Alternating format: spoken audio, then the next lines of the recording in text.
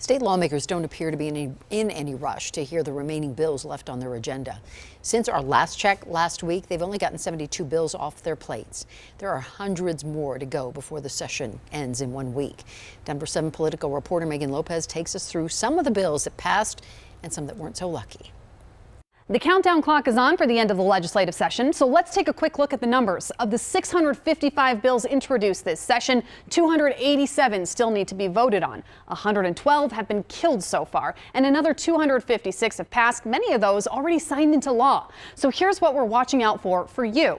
Let's start with the flavor nicotine ban bill. This was one of the first to introduce this legislative session, but it was stalled in the House for quite a while. The question was over how it would affect funding for universal pre-K, which also passed this session. Today, the bill was finally taken up again and passed its final vote in the House. It's now heading to the Senate, but the big question is, and this is a big but, the governor's not supportive of the bill in its current form, so even if it passes, he could choose to veto it. Now, on the other end of the spectrum, the property tax bill was one of the most recently introduced. It's flying through the legislature. It passed the Senate today, and it's now on its way to the House. If approved, it would offer an average of $274 in savings for a home worth $500,000. It also offers savings for businesses for the next 2 years. Next up, the whistleblower protection bill. That one was born out of the COVID pandemic, and it's passed the legislature. It expands current whistleblower protections for workers who raise health and safety concerns in good faith. That one mainly passed along party lines. Now, a homeowner association board accountability bill. That one also recently passed the legislature. It requires HOAs to alert homeowners of delinquencies using multiple methods of communication. It restricts interest rates on unpaid fines to no more than 8% a year, and it requires HOAs to offer a repayment plan, among other things. That one's now on the governor's desk awaiting his approval.